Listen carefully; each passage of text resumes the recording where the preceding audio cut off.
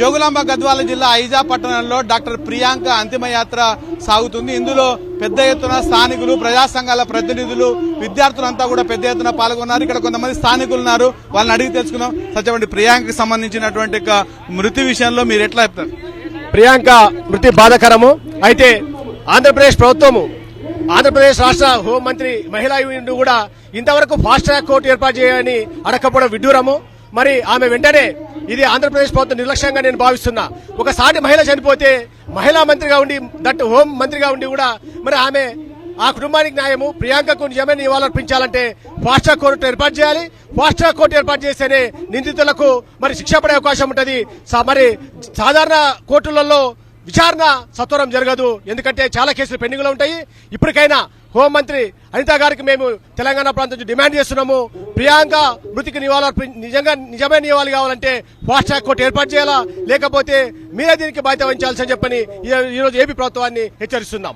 ప్రభుత్వం 3వ డేట్ నాడు జరిగినటువంటి ఘటన విషయంలో ఏపీ ప్రభుత్వం సరిగా స్పందించలేదని కుటుంబ సభ్యుడు ఆరోపిస్తున్నారు. నిజంగా మీరేమంటారు? 3వ తారీఖు సంఘటన జరిగితే 2-3 రోజులు ఆలస్యమైన సంఘటన వాస్తవమే. మీడియా ద్వారా ప్రపంచానికి తెలిసిన తర్వాతనే ప్రభుత్వం స్పందించింది.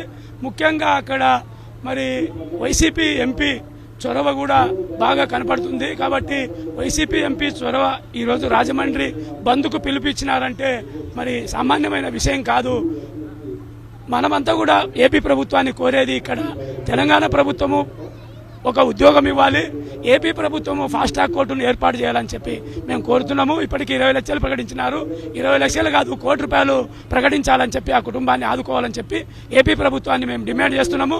సత్వరమే ఆ కుటుంబానికి న్యాయం జరగాలంటే ఫాస్ట్ ట్రాక్ కోర్టును ఏర్పాటు చేసి దోషులను శిక్షించేదానికి స్వత్తర ఏర్పాటు ప్రభుత్వాలు చేయాలని చెప్పి మేము డిమాండ్ చేస్తున్నాం.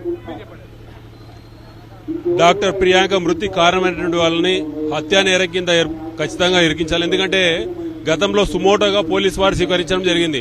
కానీ తండ్రి ఫిర్యాదు మేరకు హత్యగా స్వీకరించి వెంటనే వారికి తగిన శిక్ష 302 సెక్షన్ ప్రకారం యావజ్జీవ లేదంటే ఉరిశిక్ష చేయాలని డిమాండ్ చేస్తున్నాం. అదేవిధంగా ఉభయ రాష్ట్రాల వాళ్ళు ₹1 కోటి, అంటే ఆంధ్రప్రదేశ్ గాని తెలంగాణ ప్రభుత్వాలు ₹1 కోటి ఎక్స్గ్రేషియా ప్రకటించాలని, అదేవిధంగా తెలంగాణ ప్రభుత్వం మిగిలిన ఇద్దరిలో ఒకరికి ఉద్యోగం ఇవ్వాలని డిమాండ్ చేస్తున్నాం.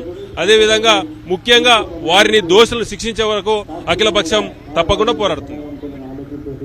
ముందుగా డాక్టర్ ప్రియాంక మరణం చాలా బాధాకరం.